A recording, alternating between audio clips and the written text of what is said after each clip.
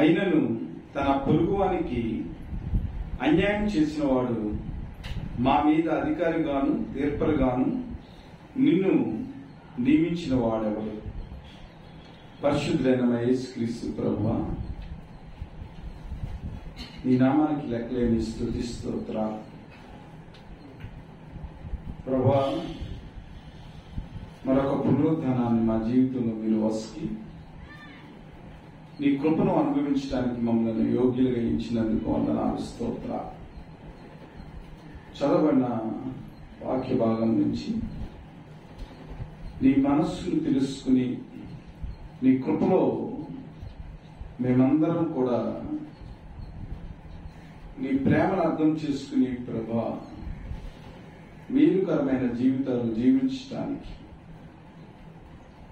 తిరుగుబాటు లేక విధేయతతో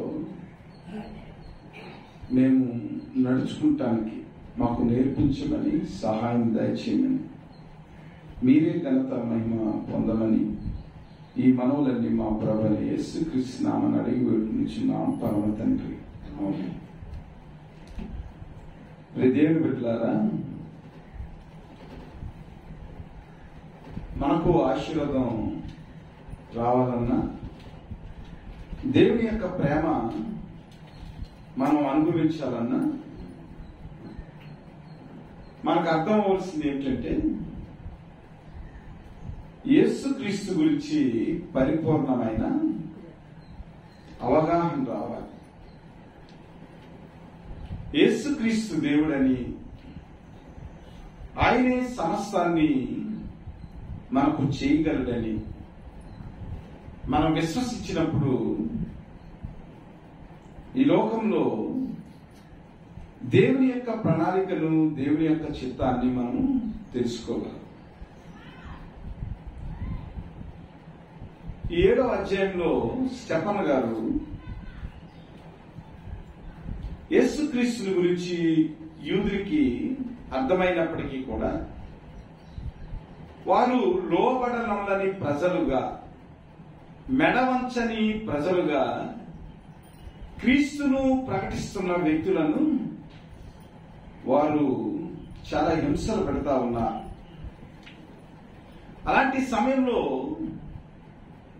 ఈ అపోస్తులు ఎవరైతే ఉన్నారో, దేవుని చేత నియమింపబడిన వారు ఎవరైతే ఉన్నారో వారు యేసుక్రీస్తు గురించి ప్రకటన చేస్తా ఉన్నారు. అపోస్తుల కార్యమంతా కూడా యేసుక్రీస్తును గూర్చిన సాక్ష్యం. అలాగే స్టెఫన్ గారు కూడా యేసుక్రీస్తుని గురించి చెప్తా ఉన్నప్పుడు అక్కడున్న యూదులందరూ కూడా స్టెఫను ధర్మశాస్త్రానికి వ్యతిరేకంగా మోసే రాసిన ఆ యొక్క గ్రంథానికి వ్యతిరేకంగా ఆ ఆచారాలను మార్చేస్తూ స్టెఫను బోధిస్తా ఉన్నాడు. మనకు తెలియని ఒక బోధను ఇక్కడ ప్రకటిస్తా ఉన్నాడు అని స్టెఫన్ గురించి వారు చాలా కక్షపూరితమైన విషయాల్లో స్టెఫన్ను మట్టు పెట్టాలని వారు ఆలోచన చేస్తా ఉన్నారు. అయితే స్టెఫను వారు ఏదైతే ధర్మశాస్త్రాన్ని నమ్మారో ఆ ధర్మశాస్త్రంలో ఉన్న మోషే ఇశ్రాయేలుకి విధించిన కట్టడలు ఏవైతే ఉన్నావో వాటిని చెబుతూ మోషే రాసిన ధర్మశాస్త్రంలోనే యేసుక్రీస్తు వారు కూడా ఉన్నారని నిరూపించేదానికి ధర్మశాస్త్రాన్ని గూర్చిన అవగాహన అక్కడ అందరికీ ఉంది. కాబట్టి ఈ 7వ అధ్యాయంలో స్టెఫన్ గారు ఏం చేస్తున్నారంటే మన పితరుడైన అబ్రహాము అక్కడి నుంచి మొదలుపెట్టి మోషే యొక్క నియామకం గురించి మాట్లాడుతూ, మీరు ఎలాగైతే ధర్మశాస్త్రంలో దేవుడు మోషేని మీకు అధికారిగాను తీర్పరిగాను ఆయన నియమించినప్పుడు ఆయన మీద ఎలాగైతే తిరుగుబాటు చేశారో అలాగే సమస్త మానవాళిని రక్షించడానికి ప్రభువైన యేసుక్రీస్తు వారు ఈ లోకానికి రక్షకుడిగా వచ్చారు. మీరు మోషేను తిరస్కరించారు, మోషే ధర్మశాస్త్రాన్ని గౌరవిస్తున్నట్టున్నారు, కానీ మీ పితరులైన వారు ప్రతి వారు కూడా మోషేను మీరు ధిక్కరించారు, తిరస్కరించారు. మోషే మీద మీరు వ్యతిరేకమైన భావన, వ్యతిరేకమైన మనస్సును మీరు చూపించారు.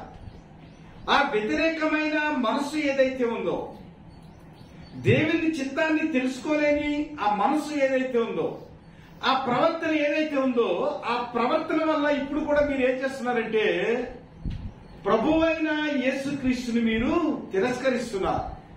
కాబట్టి మీకు అర్థం కావాల్సింది ఏమిటంటే, మొట్టమొదటిగా మీరు ధర్మశాస్త్రాన్ని గౌరవిస్తున్నారు కాబట్టి మోషే యొక్క నియామకం గురించి, మోషేను దేవుడు ఏర్పరచుకున్నాడని మీకు అర్థమైతే తద్వారా ప్రభువైన యేసుక్రీస్తుని ఈ లోకానికి రక్షకుడిగా దేవుడే పంపించాడు, తండ్రే పంపించాడని మీకు అర్థమవుతుందని ఇక్కడ ఏం చేస్తున్నాడంటే, ఆది కాలములో అబ్రహామును దేవుడు నియమించిన సమయం నుండి మోషే వరకు ఇక్కడ స్టెఫన్ ఏం చేస్తున్నాడంటే చాలా ధైర్యంతో, తన్ను చంపేస్తారని తెలిసినా కూడా స్టెఫను ధైర్యం కలిగి ఇశ్రాయేలీల ఆ ఆలోచనలో, ఇశ్రాయేల్ మనసులో ఉన్న ఆ తిరుగుబాటుని మరి ప్రభు వైపు తిప్పేదానికి ఒక గొప్ప ప్రసంగం చేశారు. అయితే స్టెఫన్కి అంత ధైర్యం ఎలా వచ్చింది? చంపేస్తారని తెలిసినా కూడా స్టెఫను ఎలాగా దేవుని యొక్క సువార్తను ప్రకటించగలిగాడు? దేవుని యొక్క ఆ నియామకం ఏదైతే ఉందో, దేవుని యొక్క ప్రజలలో దేవుని యొక్క ఆ మనస్సును కూర్చిన ఆ భావన రావటానికి ఎంత ధైర్యం కావాలో అంత ధైర్యాన్ని కూడా స్టెఫను కూడగట్టుకున్నాడు. మరి మన జీవితాల్లో అయితే స్టెఫన్ లాంటి పరిస్థితులు వచ్చినప్పుడు ప్రభువైన యేసుక్రీస్తును మనం ఎంతవరకు ప్రకటించగలం? అసలు ప్రభువైన యేసుక్రీస్తును ప్రకటించేదానికి మనకు ఆత్మ ఉందా? ఆత్మ లేకుండా ప్రకటిస్తున్నామా? ఆత్మతో ప్రకటిస్తున్నామా? అసలు యేసుక్రీస్తు కృపను, యేసుక్రీస్తు యొక్క ఆ దైవ స్వరూపాన్ని ఎంతవరకు మనం అర్థం చేసుకుని క్రీస్తును ప్రకటించగలుగుతున్నాం? ఇక్కడ స్టెఫన్ గురించి రాయబడింది ఏమిటంటే, 6వ అధ్యాయం అపోస్తలుల కార్యములు 8వ వచనంలో, స్టెఫను కృపతోనూ బలముతోనూ నిండిన వాడై ప్రజల మధ్య మహత్కార్యములు, గొప్ప సూచక క్రియలను చేయిస్తుండెను. అతడు తిబెర్తీయులు అనబడిన సమాజంలోను, కురేనీల సమాజంలోను, అలెగ్జాంద్రుల సమాజంలోను, కికిలే నుండి, ఆసియా నుండి వచ్చిన వారిలోను కొందరు వచ్చి స్టెఫనుతో తర్కించుచుండిరి గాని మాటలాడితి యందు అతడు అగపరిచిన జ్ఞానమును, అతన్ని ప్రేరేపించిన ఆత్మను వారు ఎదిరించలేకపోయింది. అతన్ని ప్రేరేపించిన ఆత్మను వారు ఎదిరించలేకపోయారు. అప్పుడు వారు, వీడు మోషే మీదను దేవుని మీదను దోషణ వాక్యములు పలుకగా మేము వింటిమని చెప్పుటకు మనుష్యులను కుదుర్చుకుని ప్రజలను, పెద్దలను, శాస్త్రులను లేపి అతని మీదకు వచ్చి అతనిని పట్టుకుని మహాసభ యొద్దకు తీసుకుని పోయి అబద్ధ సాక్షులను నిలవబెట్టారు. వారు, ఈ మనుష్యుడెవడును ఈ పరిశుద్ధ స్థలమునకును మన ధర్మశాస్త్రమునకును విరోధముగా మాట్లాడుచున్నాడు. ఈ నజరేయుడైన యేసు ఈ చోటును పాడు చేసి మోషే మనకిచ్చిన ఆచారములను మార్చినని వీడు చెప్పగా మేము వింటుమని. సభలో కూర్చున్న వారందరూ అతని వైపు తేరి చూడగా అతని ముఖము దేవదూత ముఖం వలె వారికి నిజంగా దేవుని యొక్క కృపతోను, దేవుని యొక్క బలముతోను మనం నిండి ఉంటే సమాజంలో దేవుని కొరకు మనము ఆశ్చర్య కార్యాలు చేయగలం. ఆశ్చర్య కార్యాలు అంటే ఏమిటంటే, ఈ రోజుల్లో ఆశ్చర్య కార్యాల గురించి సరైన అవగాహన లేక ఎలా ఉందంటే, స్వస్థతలు లేదా ఆకాశం నుంచి ఏదో మనం కిందకి రప్పించడం, ఏదో రకరకాలు. అంటే దేవుని యొక్క నిజమైన వాక్యానికి సంబంధించినవి కాకుండా మనుషుల యొక్క ఆచారాల ప్రకారం, మనుషుల యొక్క పద్ధతుల ప్రకారం దేవుని కార్యాలను చేయాలని వారు చూస్తా ఉన్నారు. కానీ స్టెఫను వాళ్ళు అలాగే చేయలేదు. నిజమైన ఆశ్చర్యం, నిజమైన కార్యం ఏమిటంటే, మనము దేవుని యొక్క మనస్సుతోనూ, దేవుని యొక్క కృపతోనూ, దేవుని యొక్క బలముతోనూ వాక్యాన్ని ప్రకటించినప్పుడు, క్రీస్తు గురించి ప్రకటించినప్పుడు మనుషుల యొక్క మనస్సులో మార్పు రావాలి. అది నిజమైన ఆశ్చర్యకార్యం. ఈ లోకంలో స్వస్థతలు వచ్చినప్పటికీ, ఈ లోకంలో అనేక రకమైన ఆర్థికపరమైన విషయాలు మన బెనిఫిట్ అయినప్పటికీ అది నిజమైన కార్యం కాదు. నిజమైన కార్యం ఏమిటంటే ఒక పాపి యొక్క మనస్సులో దేవుని యొక్క వాక్యాన్ని ప్రకటించినప్పుడు మార్పు రావాలి. అది నిజమైన అద్భుతమైన కార్యం. అలాగే స్టెఫెన్ ఏం చేస్తున్నాడంటే దేవుని గురించి ప్రకటిస్తూ ఉంటుంటే అక్కడ వాళ్ళకి మరి ఈర్ష్య వచ్చేసింది. అనేక ప్రాంతాల ప్రజలు ఉన్నారు అక్కడ. అలెగ్జాంద్రియులు ఉన్నారు, కిలికియా ప్రాంతానికి సంబంధించిన వారు ఉన్నారు, కురేనీలు ఉన్నారు, అనేక మంది ఉన్నారు.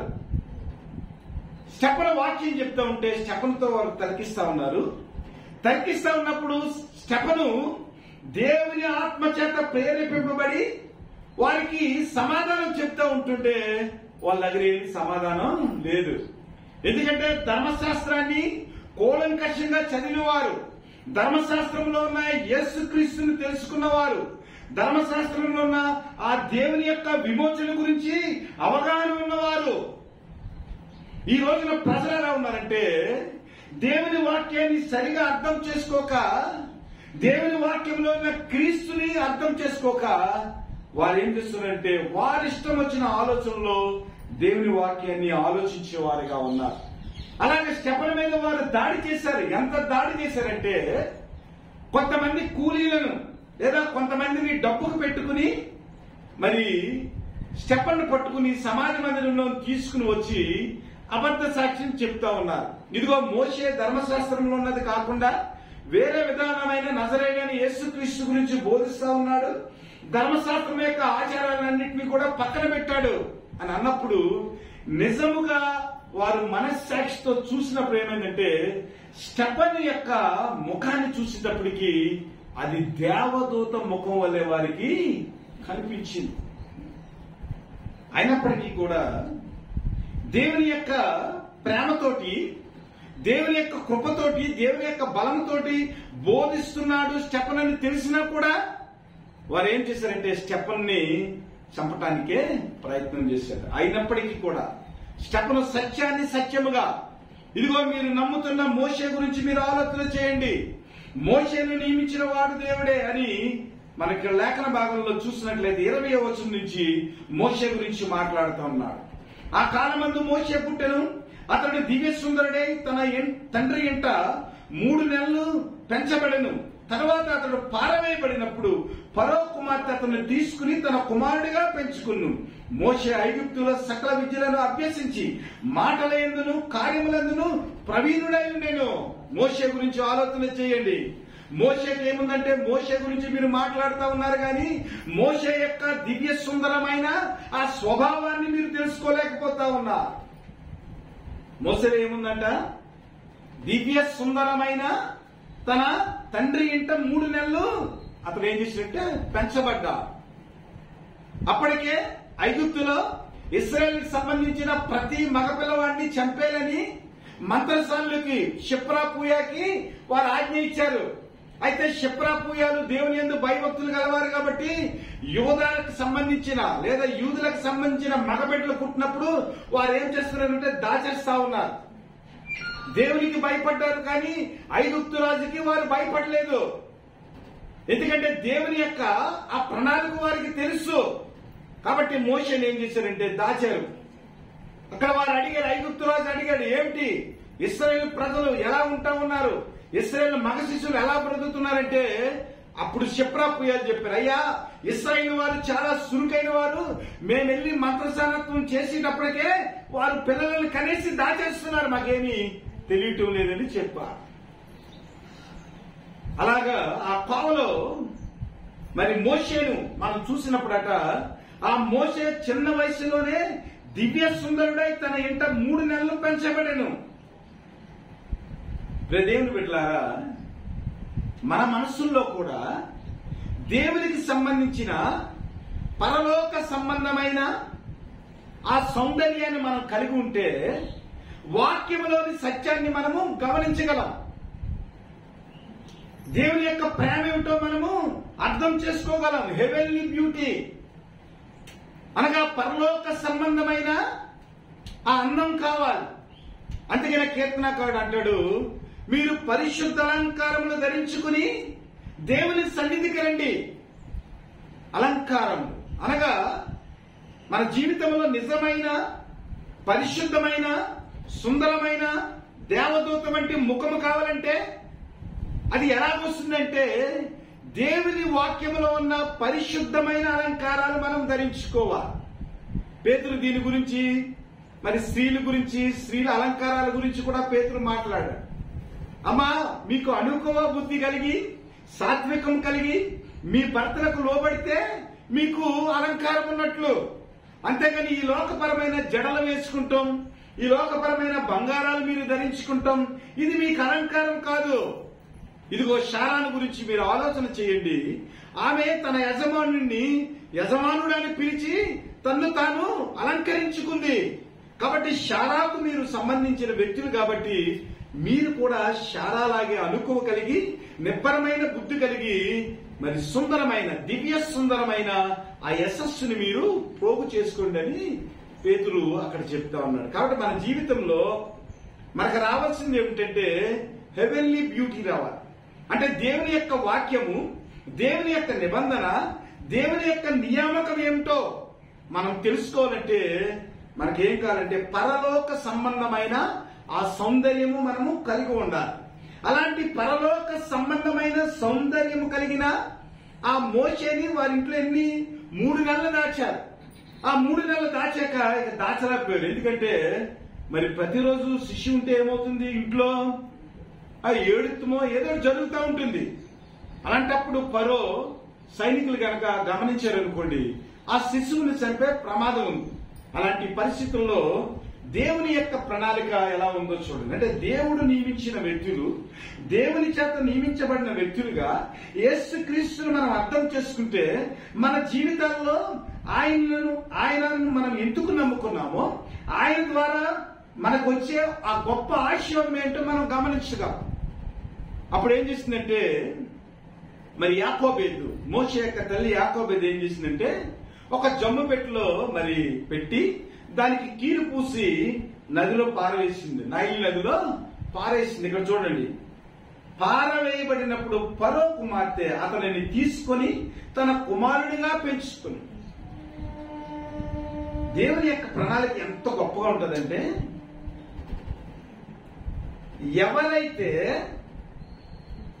ఇశ్రాయేలుకి సంబంధించిన మగ పిల్లలను చంపేస్తా ఉన్నారో ఆ చంపేసి ఇంటిలో ఉన్న ఫరో కుమార్తెకు మోషేని దత్తపుత్రుడిగా చేశాడు. అంటే దేవుని యొక్క ప్రణాళిక ఎలా ఉంటుందంటే ఈ లోకంలో క్రైస్తవులను హింసించేదానికి లేదా దేవుని చేత నియమింపబడిన వ్యక్తులను అనేక రకాలుగా మొట్టు పెట్టేదానికి ప్రజలు, సమాజము ఎంతో ప్రయత్నం చేస్తూ ఉంటది సత్యాన్ని బోధించే వారి గురించి. కానీ ఎవరైతే వ్యతిరేక భావన కలిగి ఉన్నారో ఆ వ్యతిరేక భావన కలిగిన ఆ ఇంటిలోనికే మోషే కుమారుడిగా వెళ్ళటానికి ప్రభు ప్రణాళిక సిద్ధం చేశారు. అంటే గాడ్స్ అపాయింట్మెంట్. దేవుడు ఒకవేళ నియమిస్తే మన జీవితంలో అలా ఉంటుంది. ఆ తర్వాత మోషే ఏం చేశాడంటే ఫరో కుమార్తె దగ్గర కుమారుడిగా పెంచబడ్డాడు. ఐగుప్తుల సకల విద్యలను అభ్యసించి మాటల యందును కార్యములందును ప్రవీణుడైండెను. అతనికి 40 ఏళ్లు వచ్చినప్పుడు ఇశ్రాయేలీయులు తన సహోదరులను చూడవలనని బుద్ధి పట్టెను. అప్పుడు వారిలో ఒకడు అన్యాయం అనుభవించడం చూసి వారిని రక్షించి బాధపడిన వారి పక్షమున ఐగుప్తుని చంపి ప్రతీకారం చేశాను. తన ద్వారా తన సహోదరులకు దేవుడు రక్షణ చేయుచున్న సంగతి వారు గ్రహించరని అతడు తలంచెను గాని వారు గ్రహింపరాయి. ఇక్కడ చాలా విషయాలు మనం చూస్తా ఉన్నాం. 40 సంవత్సరాలు ఫరో కుమారుడిగా మోషే పెరిగాడు. పెరిగిన తర్వాత ఈ లోక సంబంధమైన సకల విద్యలను అభ్యసించి మాటల యందును కార్యములందును చాలా ప్రవీణుడిగా ఉన్నాడు. ఈ లోకానికి సంబంధించిన లేదా ఫరో యొక్క ఆ సామ్రాజ్యంలో ఫరో నేర్పిన ప్రతి విద్యను మాట్లాడటంలోను అక్కడ ఏవైతే ఆర్ట్స్ ఉన్నాయో అవన్నీ కూడా నేర్చుకున్నాడు. అయితే నేర్చుకున్న తర్వాత ఏమైందంటే ఒకనొక రోజున మరి ఒక ఐగుప్తుడు యూదుడు చంపేస్తా ఉన్నాడు. ఇదంతా నిర్గమాకాండం 2వ అధ్యాయంలో మనం అన్ని చదువుకోవచ్చు. ఇంటికి వెళ్ళిన తర్వాత మీరు చదవండి. మోషే చరిత్ర అక్కడ మనకు రాయబడి ఉంటుంది 2వ అధ్యాయంలో. అప్పుడు ఏమైంది, ఈ ఇశ్రాయేలీయుల్ని ఎవరైతే చంపుతా ఉన్నారో, లేకపోతే ఇశ్రాయేల్ని ఎవరైతే హింసిస్తా ఉన్నారో అందులో ఉన్న ఐగుప్తుడిని ఏం చేశాడంటే మోషే చంపేశాడు. చంపేసి కప్పెట్టేశాడు.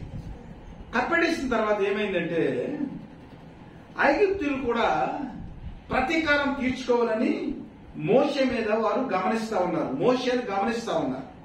అయితే ఒకనొక రోజున ఏమైందంటే ఇస్రాయేలీలు ఇద్దరు కూడా పోట్లాడుకుంటా ఉన్నారు. ఇస్రాయేలీలు ఇద్దరు కూడా పోట్లాడుకుంటా ఉంటే, ఒరే బాబు, మీ మీద ఐగుప్తులు పోట్లాడితే పర్వాలేదు కానీ మీరు సహోదరులుగా ఉండి ఇశ్రాయేలుగా ఉండి మిమ్మల్ని మీరు ఎందుకురా బాబు పోట్లాటల్లో మీరు దించుకుంటా ఉన్నారు, ఎందుకు మీరు దెబ్బలాడుకుంటా ఉన్నారని ఆ వ్యక్తులను వారించడానికి వెళ్ళాడు. వారించడానికి వెళ్ళినప్పుడు ఇశ్రాయేలు ఏమన్నారంటే, ఇదిగో మొన్న నీవు ఐగుప్తుని, నీవు ఫరోకు సంబంధించిన వ్యక్తిని నువ్వు చంపేస్తావు కదా ఐగుప్తుడిని, వాళ్ళని చంపేసినట్లు మమ్మల్ని కూడా చంపేస్తావా అని ఏం చేశారంటే మోషే మీద ఎదురు తిరిగారు. అసలు మోషే యొక్క ఉద్దేశం ఏమిటి? అసలు మోషేను దేవుడు ఫరో కుమార్తె దగ్గర దాచడంలో ఉద్దేశం ఏమిటి?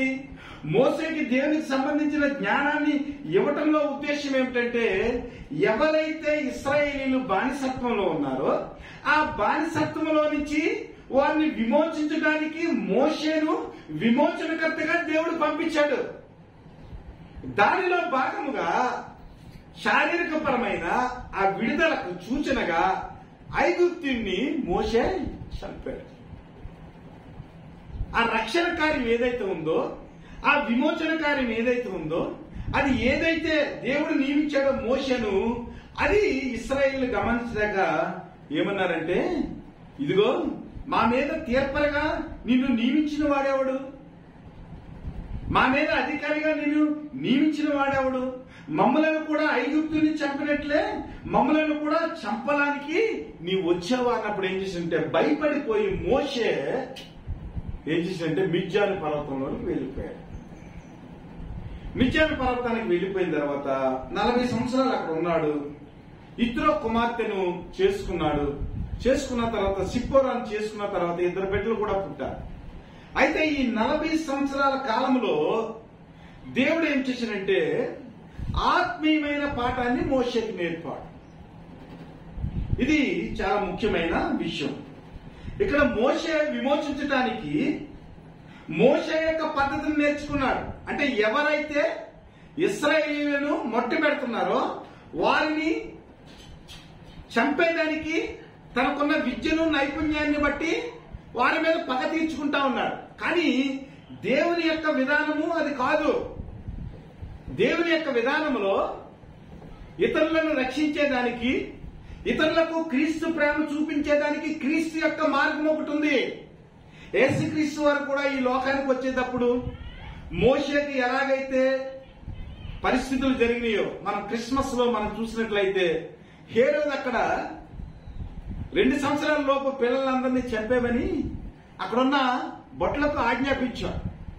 కానీ ప్రభువైన యేసుక్రీస్తు చంపబడకుండా ఉండేదానికి ఇక్కడ విచిత్రం చూడండి. ఐగుప్తు దేశంలో మోసే ఎలాగైతే పెరిగాడో అలాగే ఇక్కడ హేరోదు యెరూషలేములో ఉన్న బిడ్డలను చంపేసేటప్పుడు యేసుక్రీస్తుని కూడా దూత చేత బోధించబడి వాడే యోసేపు ఏం చేశాడంటే ఐగుప్తులో తలదాచుకున్నాడు. అంటే మోషేకు ఎలాగైతే జరిగిందో, స్టెఫన్ ఇక్కడ ప్రసంగంలో మనం గమనించవలసింది ఏంటంటే మోషే యొక్క నియామం గురించి ఎందుకు చెప్తున్నాడంటే, మోషే గురించి మీరు అర్థం చేసుకున్నట్లయితే యేసుక్రీస్తు కూడా మీకు అర్థమవుతాడు.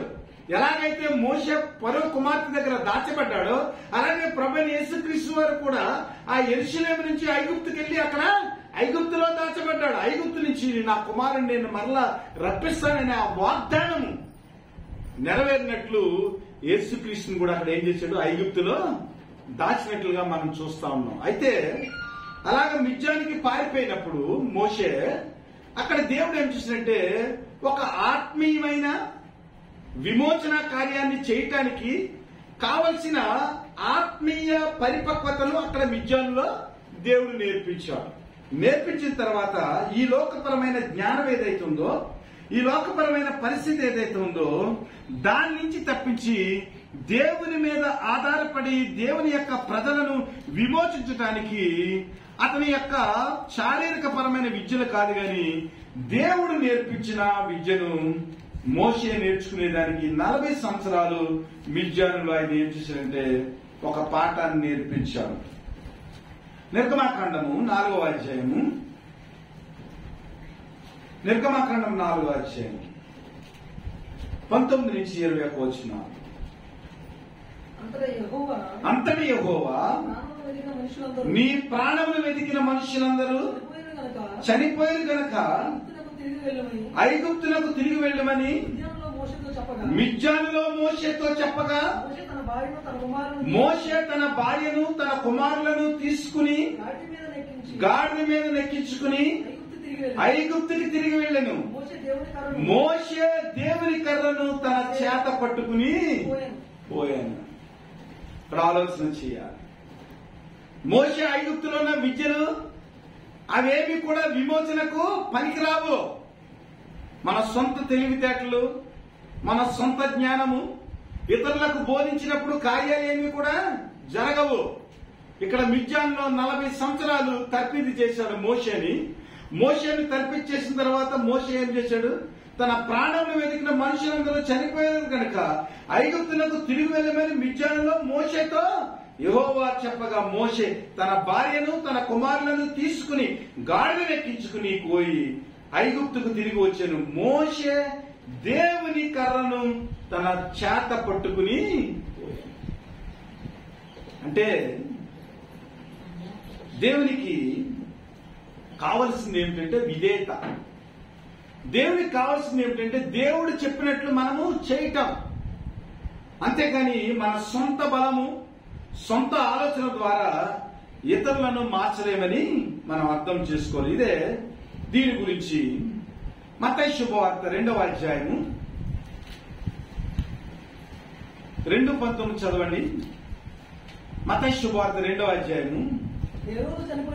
ఏ రోజు చనిపోయిన తర్వాత ఇదిగో ప్రభువు దూత ఐగుప్తులో యోసేపునకు స్వప్నమందు ప్రత్యక్షమై నీవు లేచి శిశువును తల్లిని తోడుకుని ఇశ్రాయేలు దేశమునకు పోవుము, శిశువు ప్రాణమును తీయజూచుచుండిన వారు చనిపోయారని చెప్పాను.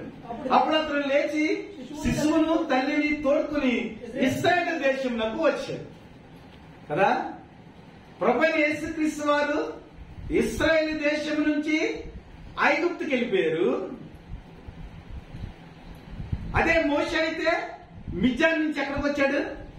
ఐగుప్తుకు వచ్చాడు. అంటే మోషే యొక్క జీవితంలో ఏదైతే జరిగిందో అలాగే ప్రభువైన యేసుక్రీస్తు జీవితంలో కూడా జరిగిందని అక్కడున్న యూదులకు ప్రభువైన యేసుక్రీస్తు గురించి అర్థం కావాలని అక్కడ ఏం చేశాడంటే ఒక ధర్మశాస్త్రంలో ఉన్న క్రీస్తుని గురించిన ఆలోచన వారికి చెప్తా ఉన్నాడు.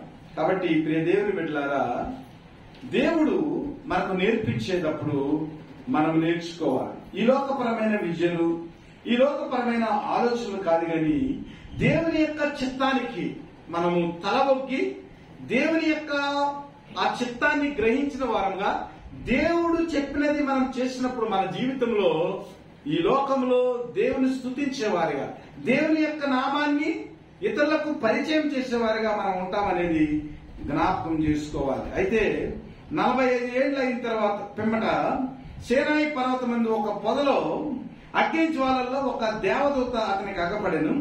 మోషే చూసి ఆ దర్శనముకు ఆశ్చర్యపడి దాన్ని నిదానించి చూచుటకు దగ్గరికి రాగా, నేను నీ పితరుల దేవుడను, అబ్రహాము ఇస్సాకు యాకోబుల దేవుడనని ప్రభువు వాక్కు వినబడిన గనక మోషే వణికి నిదానించి చూచుటకు తెగింపలేదు. అందుకు ప్రభువు నీ చెప్పులు విడుము, నీవు నిలుచున్న చోటు పరిశుద్ధ భూమి. అంటే దేవునికి మనము ఎప్పుడైతే విధేయత మనం చూపించామో, మన యొక్క సొంత ఆలోచన కాకుండా దేవుని యొక్క ఆలోచనలో మనం ఎప్పుడైతే నడిచామో అప్పుడు మనకేమొస్తుందంటే దేవుని యొక్క సన్నిధి మనకు తోడుగా వస్తుంది. ఇది జ్ఞాపకం పెట్టుకోవాలి. మోషే జీవితంలో దేవుడు ఏదైతే చెప్పాడో, దేవుని ప్రణాళిక ఏదైతే ఉందో ఆ ప్రణాళిక ప్రకారం నడుస్తా ఉన్నాడు. ఈ లోక విద్యను ఆశ్రయించకుండా దేవుని యొక్క కర్రను చేతి పట్టుకుని దేవుడు చెప్పిన విధముగా మిద్యానులో తనకు కలిగిన 2 కుమారులను తన భార్యను తీసుకుని మరలా ఏం చేసిందంటే ఐగుప్తుకు వచ్చాడు. ఐగుప్తుకు వచ్చిన తర్వాత అక్కడ పశువులను కాస్తా ఉన్నాడు. ఆ కాసే సమయంలో మోషే దేవునికి చూపిన విధేయతను బట్టి దేవుడు ఏం చేశాడంటే ఒక పరిశుద్ధమైన పరిస్థితుల్లో, ఒక పరిశుద్ధమైన స్థలములో మోషేకు దేవుడు ప్రత్యక్షతనిచ్చాడు. ప్రత్యక్షతనిచ్చినప్పుడు మోషే ఏం చేశాడంటే అక్కడికి దేవుని యొక్క ఆ మాటను వినటానికి, దేవుని యొక్క స్వరూపాన్ని వినటానికి మరి ఏం చేశాడు, వణికి నిదానించి చూచుటకు తెగింపలేదు. అంటే దేవుని యొక్క ఆ స్వరూపం గురించి ఇక్కడ స్టెఫను చెప్పే ఆ ప్రసంగంలో ముఖ్యమైన విషయం ఏమిటంటే ప్రతి వారు కూడా ప్రభువైన యేసుక్రీస్తును క్షుణ్ణంగా అర్థం చేసుకోవాలి. ఆయన స్వభావాన్ని అర్థం చేసుకోవాలి. ఆయన రక్షణను అర్థం చేసుకోవాలి. ఆయన ప్రణాళికను అర్థం చేసుకోవాలి. ఆయన జ్ఞానాన్ని అర్థం చేసుకోవాలి. ఆయన నియామకాన్ని మనం అర్థం చేసుకోవాలి. ఆయన ఉద్దేశాన్ని మనం అర్థం చేసుకోవాలి. అలా ఉద్దేశాన్ని మనం అర్థం చేసుకున్నప్పుడు దేవుడు అంటే ఏంటో మనకు అర్థమైనప్పుడు ఆయన సన్నిధి మనకు తోడుగా వస్తుంది. ఆయన దీవెన మనకు తోడుగా వస్తుంది. ఈ రోజున ప్రజలకు ప్రభువైన యేసుక్రీస్తుని గురించిన అవగాహన సరిగా లేదు. సరిగా లేక ఏం చేస్తున్నారంటే వారి జీవితాలంతా కూడా అస్తవ్యస్తం అయిపోతా ఉన్నాయి. ఇక్కడ మోషేను గురించి మనం ఆలోచన చేసినప్పుడు అతను దేవుని యొక్క జ్ఞానం చేత, దేవుని యొక్క భయం చేత అతను నడిపించబడతా ఉన్నాడు. దేవుని కర్ర చేతిలో పెట్టుకుని దేవుడు చెప్పినట్లు బోధించబడిన వాడే వచ్చాడు. దేవుని చూడటానికి వణికిపోయాడు. దేవుడితో మాట్లాడటానికి తెగింపలేదు. నిదానించి చూశాడు. దేవదూతను చూసేటప్పుడు భయం వచ్చింది. మన జీవితాల్లో దేవుని యొక్క ఆశీర్వాదం రాకపోవడానికి కారణం ఏమిటంటే దేవుడంటే భయం లేదు.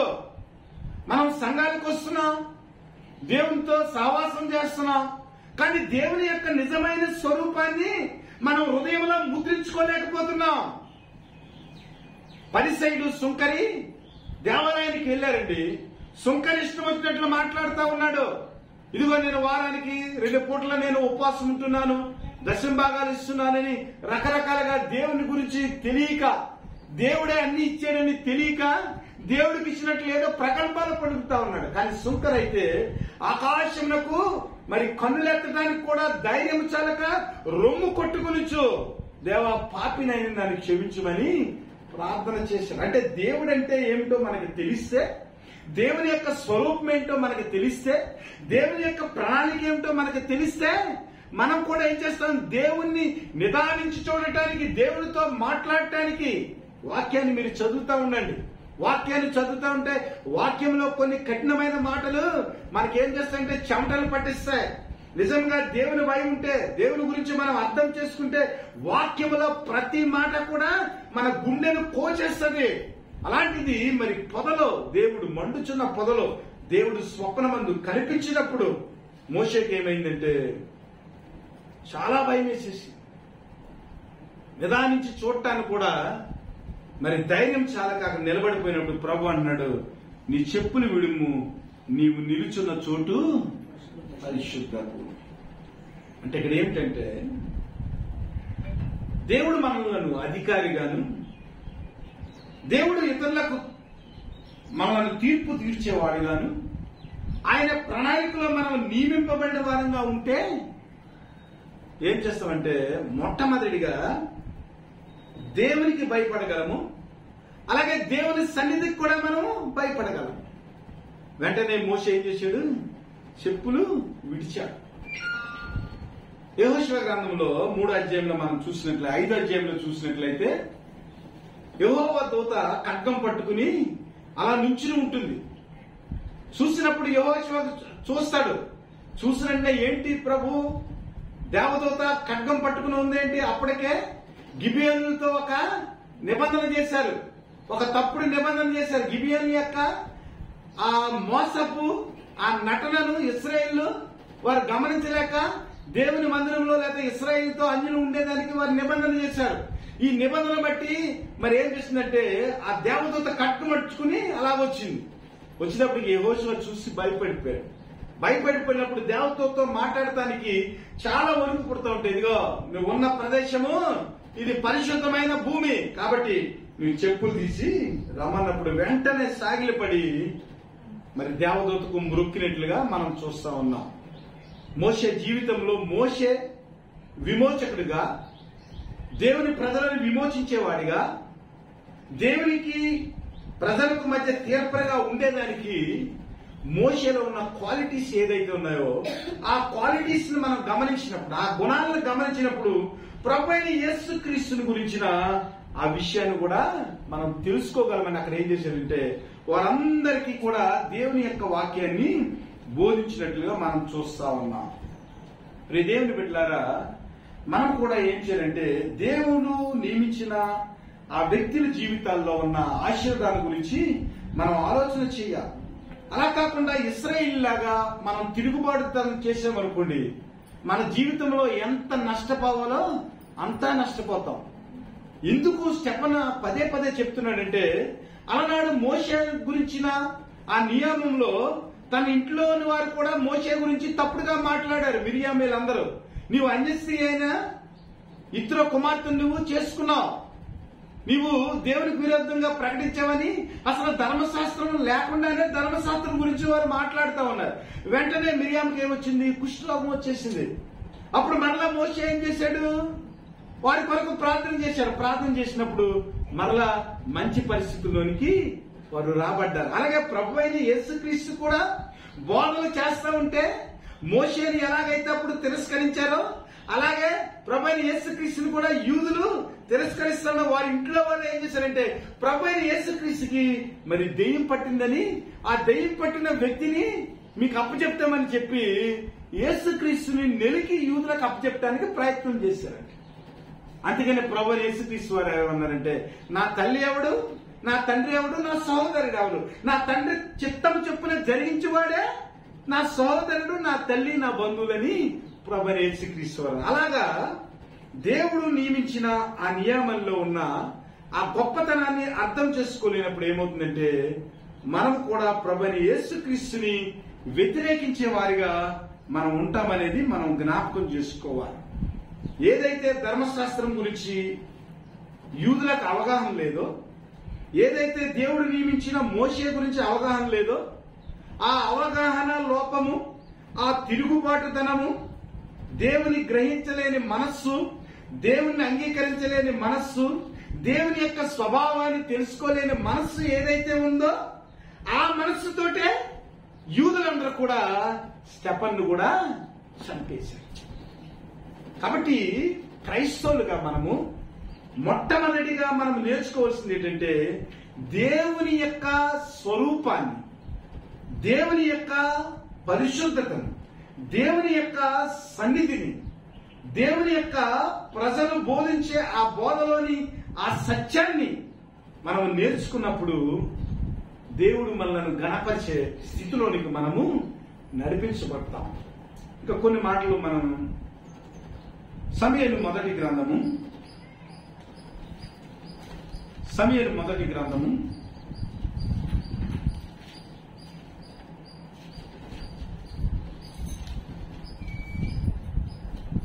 8వ అధ్యాయము 7-8 వచనం.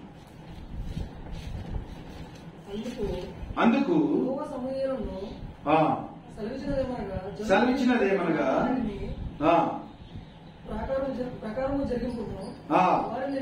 వారు నిన్ను విసర్జింపలేదు గాని తమ్ములను ఏలకుండా నన్నే విసర్జించి ఉన్నారు.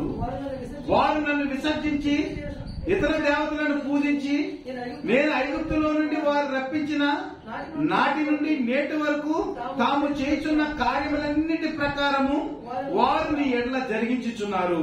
వారు చెప్పిన మాటలను అంగీకరించుము. అయితే వారిని ఏలబోవు రాజు ఎట్టివాడో నీవే సాక్షివై వారికి దృఢముగా తెలియచే.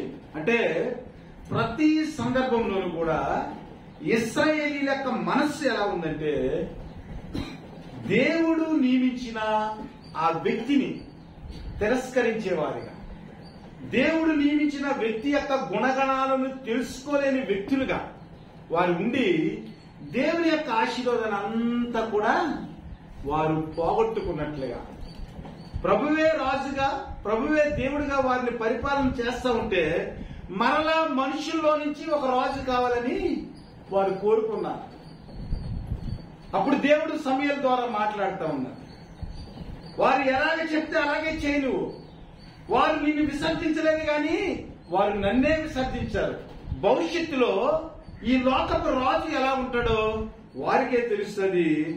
వారు నీకు సాక్షులై ఉంటారని ప్రభు మాట్లాడుతూ ఉన్నాడు. కాబట్టి మన జీవితంలో దేవుని యొక్క ప్రణాళికను మనం అర్థం చేసుకుని, ప్రభు అయిన యేసుక్రీస్తును మనం ఎంత అర్థం చేసుకుంటే దేవుని వాక్యంలో ఉన్న ఆ పరిశుద్ధత మనకు అంత అర్థమవుతుంది. అర్థమైన తర్వాత దేవుని యొక్క ఆశీర్వాదాలను మనము మన జీవితంలో అనుభవించగలం. అపోస్తుల కార్యములు 3వ అధ్యాయము 22 నుంచి 12 నుంచి చదవండి. 12 నుంచి 15 వరకు చదవండి. పేతురు దీన్ని చూసి ప్రజలతో ఇట్లనెను, ఇశ్రాయేలులారా, మీరు వీని విషయమై ఎందుకు ఆశ్చర్యపడుచున్నారు? మా సొంత శక్తి చేతనైనను భక్తి చేతనైనను నడువను వీరికి బలమిచ్చినట్లుగా మీరెందుకు మా తట్టు తేరు చూచుచున్నారు? అబ్రహాము, ఇస్సాకు, యాకోబు అని వారు దేవుడు అనగా మన పితరుల దేవుడు తన సేవకుడైన యేసును మహిమపరిచినాడు. మీరు ఆయనను అప్పగించితిరి. పిలాతు ఆయనను విడుదల చేయుటకు నిశ్చయించినప్పుడు మీరు అతని ఎదుట అతను నిరాకరించిరి. మీరు పరిశుద్ధుడును నీతిమంతుడైన వారిని నిరాకరించి నరాంతకుడైన మనిషిని మీకు అనుగ్రహింపమని అడిగితిరి. మీరు జీవాధిపతిని చంపితిరి గాని దేవుడు ఆయనను మృతుల్లో నుండి లేపెను, అందుకు మేము సాక్షులము. చూడండి, ఇక్కడ మరి ఆ దేవాలయంలో ఎప్పటి నుంచో ఒకడు కూర్చుని ఉన్నాడు. ఇది మనకంతా తెలుసు. అయితే వాడు స్వస్థపడి చక్కగా నడుస్తా ఉన్నాడు, గెంతులు వేస్తా ఉన్నాడు. ప్రజలందరూ కూడా పేతురు, యోహాను వారిని చూస్తా ఉన్నారు. చూసి విస్మయముందుతున్నారు. అప్పుడు పేతురు, యోహానులు ఇలా మాట్లాడుతూ ఉన్నారు. మమ్మల్ని చూసి మీరు ఎందుకు విస్మయముందుతున్నారు? ఇది మా సొంత శక్తి చేతనైనను మా భక్తి చేతనైనను వీడు నడవలేదు. కానీ మీరు ఎవరైతే తిరస్కరించారో, అబ్రహాము, ఇస్సాకు, యాకోబులైన దేవుడు, మన పితరుల దేవుడైన ప్రభువైన యేసుక్రీస్తు వారు ఆయన మరణాన్ని గెలిచి తిరిగి లేచి పునరుద్ధరణ శక్తితో మాకు ఈ శక్తిని ప్రసాదించాడు. కాబట్టి ఆ శక్తి చేత, మా సొంత శక్తి చేత కాదు, మా సొంత బలము చేత కాదు, కానీ దేవుడిచ్చిన శక్తి చేత మేము ఈ కార్యాన్ని మేము చేశాం. కానీ మీరు గమనించడం లేదు. మాకు ఈ శక్తి ఇచ్చిన వాడు ఎవరంటే, మీరు సిలువ వేసి మీరు నిరాకరించి ఎవరైతే దేవుడని మేము ప్రకటిస్తా ఉన్నామో ఆ దేవుడిని మీరు సిలువ వేసి చంపారు. ఆ దేవుడే పునరుద్ధానుడై ఈ మండపంలో కూర్చున్న వ్యక్తికి శక్తినిచ్చి నడిపించాడని దేవుని గురించి సాక్ష్యం చెప్పాడు. అయినప్పటికీ కూడా యూదుల యొక్క జీవితాల్లో ఏ విధమైన మార్పు రావటం లేదు. ఈ రోజున కూడా ఈ లోకంలో ఉన్న వ్యక్తులు క్రీస్తు గురించి ఎంత ప్రకటించినప్పటికీ కూడా మనుషుల యొక్క జీవితాల్లో యేసుక్రీస్తుని అర్థం చేసుకోలేని పరిస్థితి. యేసుక్రీస్తు గురించి చెప్పిన ఆ దేవుని భక్తుల గురించి అర్థం చేసుకోలేని పరిస్థితి. ఎంత వాక్యం ప్రకటించినప్పటికీ దేవుణ్ణి స్వీకరించలేని పరిస్థితి. అపోస్తుల కార్యములు 13వ అధ్యాయం 22 నుంచి 25 వరకు. తరువాత అతన్ని తొలగించి దావీదును వారికి రాజుగా ఏర్పరచెను. మరియు ఆయన, నేను యెషయి కుమారుడైన దావీదును కనుగొంటిని. అతను నా ఇష్టానుసారమైన మనుష్యుడు. అతను నా ఉద్దేశంలన్నీ నెరవేర్చునని చెప్పి అతను గూర్చి సాక్ష్యం ఇచ్చాను. అతని సంతానం నుంచి దేవుడు తన వాగ్దానం చెప్పిన ఇశ్రాయేలు కొరకు రక్షకులకు యేసును పుట్టించెను. ఆయన రాకముందు యోహాను ఇశ్రాయేలు ప్రజలందరికీ మారు మనసు విషయమై బాప్తిస్మం ప్రకటించాను. యోహాను తన పనిని నెరవేర్చుచుండగా, నేనెవడినని మీరు తలంచుచున్నారు? నేను ఆయనను కాను, ఇదిగో నా వెనుక ఒకడు వచ్చుచున్నాడు, ఆయన కాళ్ళు చెప్పులు విప్పుటకైనా నేను పాత్రులు కానని చెప్పాను. ఇక్కడ అపోస్తులు మరలా సాక్ష్యం ఇస్తా ఉన్నారు. ఇదిగో నాయన, పాత నిబంధన గ్రంథంలో యెషయా మొద్దు నుంచి చిగురు వచ్చినని మీరు విన్నారు కదా. ఆ చిగురు ఎవరంటే ప్రభువైన యేసుక్రీస్తు వారే. ఒక మనుషుడు వస్తాడు, అతను నా హృదయానుసారుడు, నా ఉద్దేశాలన్నీ కూడా నెరవేరుస్తాడు అని ఎవరైతే యెషయా సాక్ష్యం ఇచ్చాడో, సౌలు స్థానంలో ఎవరైతే దావీదును రాజుగా చేశారో ఆ సంతానం నుంచే ప్రభువైన యేసుక్రీస్తు వారు పుట్టారు. దేవుడిచ్చిన వాగ్దానాన్ని బట్టి ఇశ్రాయేలు కొరకు రక్షకుడైన యేసుక్రీస్తు పుట్టినని వారు సాక్ష్యం ఇచ్చారు. ఆ సాక్ష్యాన్నే మీ మధ్యలో ఉన్న యోహాను కూడా ప్రకటించారు. యోహాను మిమ్మల్ని అడిగినప్పుడు, మీరు ఎవరు అని అడిగినప్పుడు, ఇదిగో నేనైతే దేవుడని కాను, నాకంటే మరి నాకు తర్వాత వచ్చే ప్రభువైన యేసుక్రీస్తు వారు మీ అందరికీ విమోచకుడై వస్తాడు, నేను ఆయన కాను, ఆయన చెప్పులు విప్పుడకైనాను నేను పాత్రులను కాదని యోహాను కూడా సాక్ష్యం ఇచ్చారు కదా. శపను మాట్లాడుతా ఉన్నాడు, మోషే గురించి మాట్లాడుతా ఉన్నాడు, యెషయా ఇచ్చిన సాక్ష్యం గురించి మాట్లాడుతా ఉన్నాడు. అలాగే యేసుక్రీస్తు కంటే మరి ధర్మశాస్త్రం ప్రకారం బాప్తిస్మం ఇచ్చిన యోహాను గురించి కూడా సాక్ష్యాన్ని ఇక్కడ ప్రస్తావిస్తా ఉన్నాడు. అయినప్పటికీ కూడా వారి యొక్క జీవితాల్లో దేవుని గురించిన మార్పు లేదు. అలనాడు ఎలాగైతే దేవుని యొక్క దివ్యమైన మనస్సును కలిగి దేవుని చిత్తంలో ఫరో కుమారుడిగా అక్కడ దత్తత తీసుకున్నబడి ఇశ్రాయేలుకు విమోచనగా ఎర్ర సముద్రాన్ని దాటించి యోర్దాన్ని దాటించి ఇశ్రాయేలు యొక్క విమోచనకర్తగా ఉన్న మోషేను ఎలాగైతే నమ్మలేదో, ఈ రోజున ప్రభువైన యేసుక్రీస్తును కూడా ఎన్ని రకాలుగా దేవుని యొక్క సేవకులు బోధించినప్పటికీ, దేవుని యొక్క జ్ఞానంతో బోధించినప్పటికీ, ప్రభువైన యేసుక్రీస్తు నిజమైన దేవుడని చెప్పినప్పటికీ కూడా మనుష్యుల యొక్క మనస్తత్వాల్లో మార్పులు రావటం లేదు. కానీ వాళ్ళు ఎలాగున్నారంటే, మా మీద అధికారిని గాను మా మీద తీర్పరిని గాను ఎవడు నియమించాడు? యేసుక్రీస్తుని. ఇదిగో ప్రభువైన యేసుక్రీస్తు వారు ఈ రోజున కృపా సత్య సంపూర్ణుడిగా వచ్చాడు లోకానికి. ఆయన రక్షకుడిగా కల్వరిగిరిలో తన రక్తాన్ని చిందించి అందరినీ విమోచించారు. రెండవ రాకడలో ఆయన తీర్పరిగా, మనుషులకు తీర్పు తీర్చేవాడిగా, ధవళ సింహాసనమైన ఆయన వ్యక్తుల గురించి మాట్లాడేవాడిగా ఉంటాడు. ఆయన అధికారిగా ఉంటాడు, నిత్యము రాజుగా ఉంటాడు. ఇది ప్రజలకు అర్థం కాదు. ఎన్నిసార్లు చెప్పిన ప్రభువైన యేసుక్రీస్తు యొక్క ఆ దివ్యమైన దేవత్వాన్ని ఎవరు అర్థం చేసుకుంటలేదు. ప్రభువైన యేసుక్రీస్తు వారు కల్వరిగిరిలో ఆయన ఎందుకు రక్తాన్ని చిందించాడో అర్థం కావటం లేదు. ఈ లోక జ్ఞానంతో, ఈ లోకపరమైన విషయాలతో ప్రభువైన యేసుక్రీస్తు యొక్క మనస్తత్వాన్ని వారు ఆలోచన చేసి దేవుణ్ణి అంగీకరించలేని పరిస్థితుల్లో ఈ రోజున లోకముంది. అదే విషయాన్ని స్టెఫెన్ ఏం చేస్తున్నారంటే, అక్కడ ఉన్న వ్యక్తులకు బోధిస్తూ దేవుడు నియమించిన ఆ వ్యక్తి ఎవరైతే ఉన్నారో ఆ వ్యక్తిని మీరు ఎలాగైతే తిరస్కరించారో, అలాగే మానవాళి రక్షణ కొరకు తండ్రి అయిన దేవుడు నియమించిన ప్రభువైన యేసుక్రీస్తు వారిని కూడా ఈ రోజు మీరు తిరస్కరిస్తున్నారు. కాబట్టి totally you are rejected the appointment of God.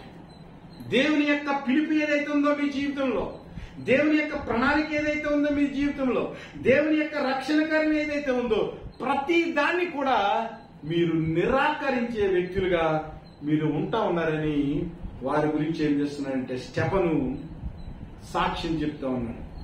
వారికి జ్ఞాపకం చేస్తా ఉన్నాడు. ధర్మశాస్త్రాన్ని అంతటిని జ్ఞాపకం చేశాడు. జ్ఞాపకం చేసిన తర్వాత ఏం చేశారంటే, స్టెఫన్ ప్రసంగానికి వారు ఇచ్చిన బహుమతి ఏంటంటే రాళ్లతో కొట్టి స్టెఫన్ని చంపారు. ప్రియదేవుని బిడ్డలారా, లోకం యొక్క పరిస్థితి ఎలా ఉందంటే, సత్యము గురించి మాట్లాడితే సిలువ వేయబడే పరిస్థితి, సత్యాన్ని గురించి ప్రకటిస్తే సమాధి చేసే పరిస్థితి. అయినప్పటికీ దేవుడు గొప్ప దేవుడు. ఆయన వచ్చినప్పుడు మనకు బహుమానం ఇచ్చే దేవుడు. కాబట్టి దేవుని యొక్క ప్రేమను అర్థం చేసుకుని మనం ఏం చేయాలంటే క్రీస్తును ప్రకటించే వారిగా ఉండాలి. మోషే గురించి ఒక గొప్ప సాక్ష్యం. హెబ్రీయులకు రాసిన పత్రిక 11వ అధ్యాయం 23-27 వచ్చిన.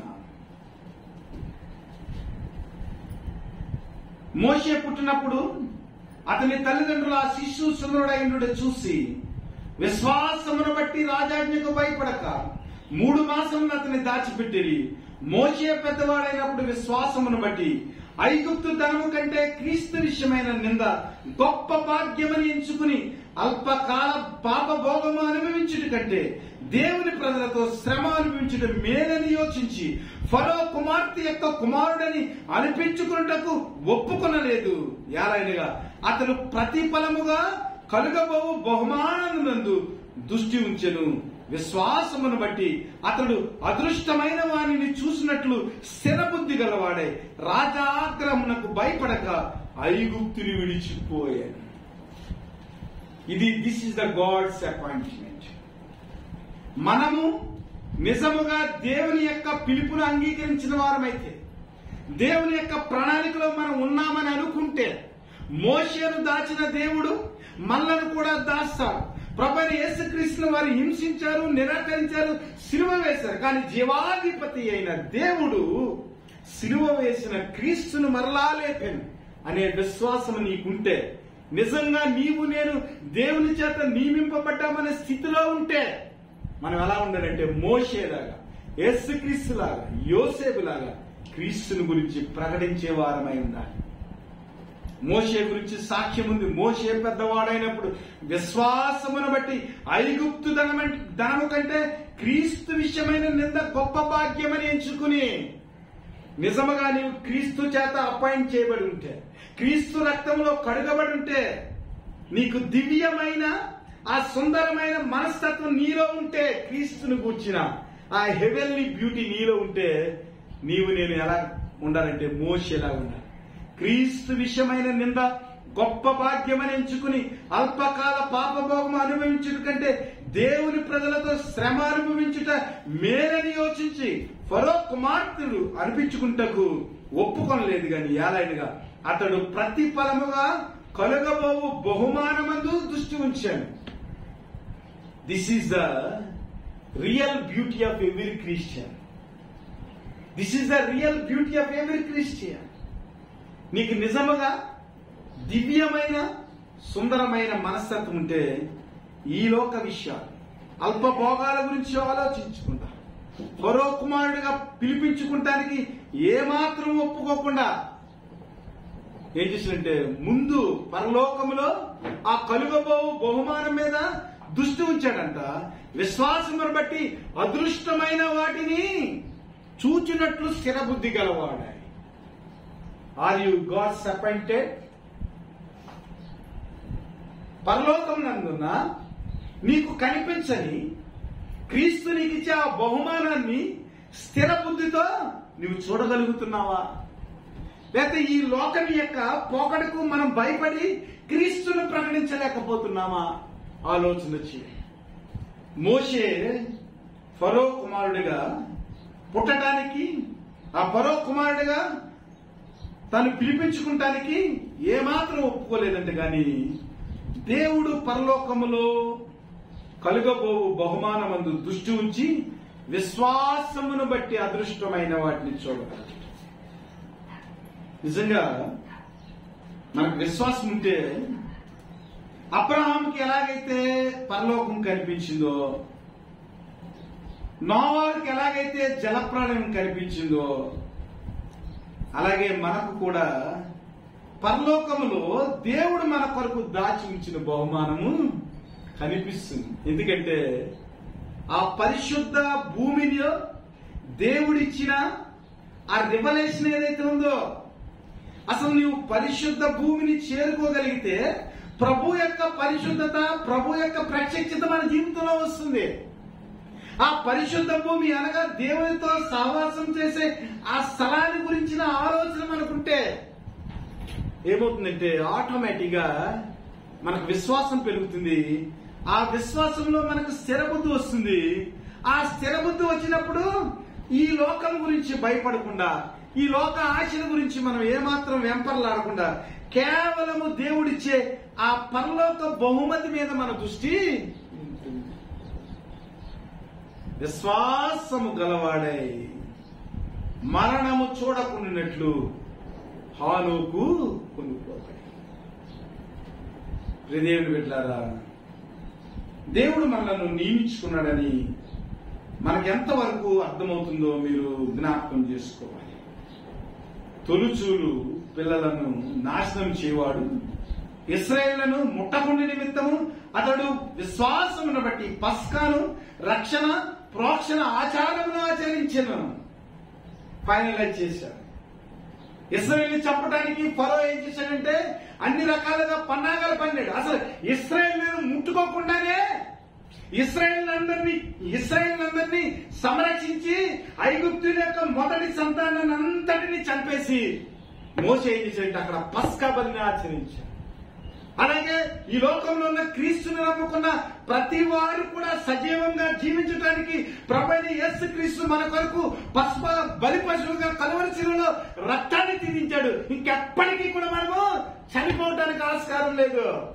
మోషే ద్వారా ఇశ్రాయేలుకి ఎలాగైతే ఆ పస్కా ద్వారా విమోచన వచ్చిందో, ప్రభువైన యేసుక్రీస్తు యొక్క ఆ రక్తం ద్వారా కలువరి శిలువలో ఆయన చేసిన యాగం ద్వారా ఏ క్రైస్తవుడు కూడా చనిపోకుండా ఉండటానికి రక్త బలిగా ప్రభువైన యేసుక్రీస్తు వారు మన కొరకు బలి పశువుగా ఆయన మరి త్యాగం చేశాడు.